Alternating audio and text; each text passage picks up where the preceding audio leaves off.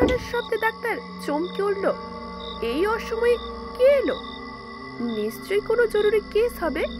তাড়াতাড়ি গায়ে একটা চাদর জড়িয়ে সে দরজা খুলল। তারপরে ভীষণ চমকে দুপা পেছিয়ে এলো। দরজার ওপাশে দাঁড়িয়ে আছে একটি সুন্দরী অল্প বয়সী বউ। মাথায় সিঁদুর জলজল করছে তার। আজকের গল্প মঞ্জিল সেনের শীতের এক রাতে। আজকের গল্পটি হতে চলেছে একটি খুব সুন্দর গল্প, তাই শেষ পর্যন্ত সঙ্গে থাকুন, পুরো গল্পটি শুনুন, আশা করি ভালো লাগবে। তাহলে আর দেরি না করে শুরু করছি। তার আগে আমি সায়ন্তিকা। শুরু হচ্ছে শীতের এক রাতে। সে আজ অনেক বছর আগেকার ঘটনা। আমার এক ডাক্তার বন্ধু সদ্য মেডিকেল কলেজ থেকে বেরিয়ে উত্তর বাংলার এক শহরে প্র্যাকটিস শুরু করেছে। তখনকারই কথা। আমার ডাক্তার বন্ধুর মুখেই শুনেছিলাম সেই কাহিনী। নতুন জায়গায় নতুন পরিবেশে জমিয়ে বসতে অনেক পরিশ্রম করতে হয়, অনেক সময়ও লাগে। আমার বন্ধুটির উৎসাহ বা ধৈর্যের অভাব ছিল না। নতুন ডাক্তারের কাছে চট করে কোনো রোগী আসে না, পুরনো ডাক্তারদের সবাই পছন্দ করে। তবে আমার বন্ধুটি শিশু চিকিৎসায় সসম্মানে পাশ করেছিল, সোনার মেডেল পেয়েছিল। সে বুদ্ধি করে তার নেম প্লেটে নামের পাশে MBBS DCH গোল্ড মেডালিস্ট কথাটা জুড়ে দিয়েছিল। তার ফলে 2-4 জন করে রোগী আসতে শুরু করেছিল। এভাবে কিছুদিন কাটাবার পর এলো শীতকাল। উত্তরবঙ্গের হাড় কাঁপানো শীত। সন্ধ্যের পর রাস্তা ফাঁকা, দরজা জানলা বন্ধ করে সবাই আশ্রয় নিয়েছে ঘরের ভেতর। নেহাত দায়না ঠেকলে কেউ আর পথে বেরোই না। সেদিন রাত 10টা প্রায়।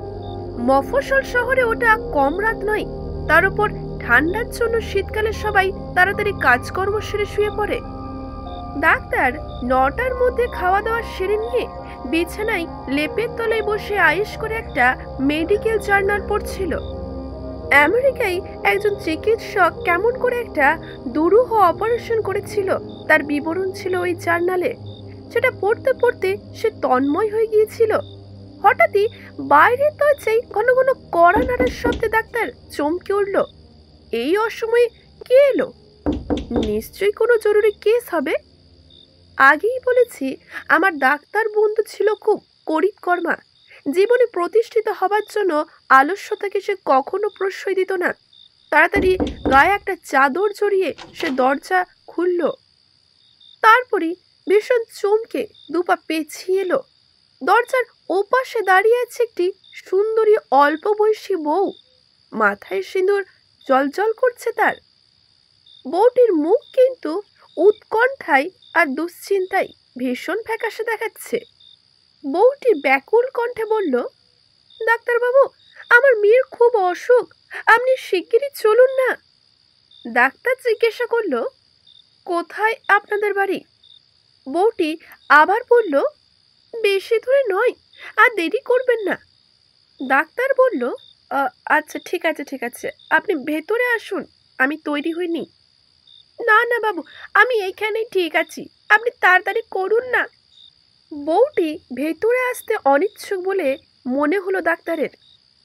ওই ঠান্ডায় তার গায়ে একটা সুতোর চাদর পর্যন্ত নেই, পা খালি, অথচ চেহারা দেখে মনে হয় ভালো ভদ্র পরিবারের বউ। ডাক্তার তবু ইতস্তত করছিল, ভাবছিল বউটিকে বাইরে দাঁড় করিয়ে রাখা কি ঠিক হবে। কিন্তু বউটি বলে উঠল, আমার জন্য আপনি এত ব্যস্ত হবেননি, তাড়াতাড়ি চলুন না। অগত্যা ডাক্তার ভেতরে গিয়ে গায়ে একটা গরম ওভারকোট চাপিয়ে বেরিয়ে এলো। হাতে ব্যাগ, তাতে কিছু দরকারি ওষুধপত্র আছে। ডাক্তার আমতা আমতা করে বলল, আপনাকে একটা চাদর দেব? বললাম তো, আমার জন্য আপনাকে এত ব্যস্ত হতে হবে না, আপনি চলুন। দরজায় তালা লাগিয়ে ডাক্তার বেরিয়ে পড়ল। বউটি আগে আগে যাচ্ছে আর তার পেছনে ডাক্তার। বউটি খুব তাড়াতাড়ি হাঁটছে। রাস্তা নির্জন, অন্ধকার, গা ছমছম করে। বউটি এই রাতে একা ডাক্তারের খোঁজে বেরিয়েছে। বাড়িতে কি পুরুষ মানুষ নেই? এই ঠান্ডা রাতে এমন একা কেউ ছেড়ে দেয় ঘরের বউকে? ডাক্তারের খুব খারাপ লাগছিল। যা হোক, বেশ খানিকটা যাবার পর একটা বাড়ির সামনে এসে দাঁড়ালো বউটি। তারপর ডাক্তারকে লক্ষ্য করে বলল, সদর দরজা খোলা আছে, আপনি ভেতরে যান, আমি আসছি। সে গেটের পাশ দিয়ে অন্ধকারে কোথায় যেন চলে গেল। বউটির কথাই ঠিক, সদর দরজা ভেজানো ছিল, ঠেলতেই খুলে গেল।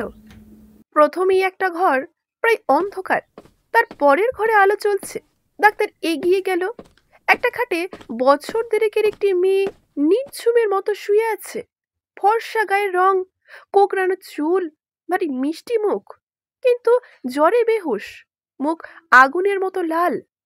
মেয়েটির মাথার সামনে বসে আছেন একজন বৃদ্ধ ভদ্রলোক আর একজন বৃদ্ধ মহিলা, বোধহয় তার দাদু দিদিমা হবে। বৃদ্ধা মেয়েটির কপালে জলপট্টি দিচ্ছেন আর ভদ্রলোক পাখার হাওয়া করছেন। দুজনের মুখে ফুটে উঠেছে অসীম উৎকণ্ঠা। ডাক্তারের জুতোর শব্দে দুজনেই মুখ তুলে তাকালেন। ভদ্রলোক উঠে দাঁড়াতে দাঁড়াতে বললেন, ওই ওই যে ডাক্তারবাবু এসে গেছেন। ডাক্তার ব্যাগ থেকে তার স্টেথোস্কোপ বের করে মেয়েটির বুক পিঠ পরীক্ষা করলো। জ্বর দেখলো 105, নিউমোনিয়া। তবে ভাগ্য ভালো, তখনও মারাত্মক আকার নেয়নি। মেয়েটিকে সে তখনই একটা ইনজেকশন দিল। একটা প্রেসক্রিপশনে লিখে বুড়ো ভদ্রলোকের হাতে সেটা দিয়ে বলল, নিন ধরুন, সকালেই ইনজেকশন আর ট্যাবলেটগুলো আনিয়ে রাখবেন। আমি আজ রাতের মতো ওষুধ দিয়ে দিচ্ছি, 2 ঘন্টা অন্তর খাবেন। আমি সকালে আবার আসব। বুড়ো ভদ্রলোক ব্যাকুল কণ্ঠে বললেন, ডাক্তার, ও ভালো হয়ে যাবে তো? ডাক্তার হাসি মুখে জবাব দিলেন, হ্যাঁ, ঠিক সময়ে ওষুধ পড়েছে, আর দেরি হলে ভয় ছিল। ঠিক সেই সময়ে হন্তদন্ত হয়ে ঘরে ঢুকলো একজন সুপুরুষ যুবক। উদ্ভ্রান্তের মতো তার চেহারা। ডাক্তারকে দেখে সে বলল, ও, আপনি এখানে? আমি আপনার ঘরে তালা দেখে ভাবলুম রোগী দেখতে গেছেন। আরো 2জন ডাক্তারবাবুর কাছে ছুটে গেলুম, তারাই ঠান্ডায় আসতে রাজি হইলেন না। বুড়ো ভদ্রলোক এবার অবাক হয়ে বললেন, কি বলছিস? তুই ওকে খবর দিসনি? তবে কি ওকে ডেকে আনলো? যুবক এবার বলল, হ্যাঁ তাই তো। আচ্ছা ডাক্তারবাবু, আপনাকে কে খবর দিল? ডাক্তার এবার জবাব দিল, কেন, মেয়েটির মা। তিনি গিয়েই তো বললেন মেয়ের খুব অসুখ, এক্ষুনি যেতে হবে। এত রাতে উনি একা ছুটে এসেছেন দেখেই তো আমি অবাক হলাম। গায়ে একটা চাদর পর্যন্ত ছিল না। বলতে বলতে তখনই ডাক্তারের চোখে পড়ল দেওয়ালে টাঙানো একটা ছবির দিকে। হাসি হাসি মুখে সেই বউটি তার দিকে তাকিয়ে আছে, যেন খুব খুশি হয়ে আছে তার উপর। ছবিটার দিকে আঙুল দেখিয়ে ডাক্তার বলে উঠল, ওই তো, ওই যে, উনি তো আমাকে নিয়ে এলেন। গেটে পৌঁছানো মাত্রই বললেন দরজা খোলা আছে, আপনি ভেতরে যান, আমি আসছি।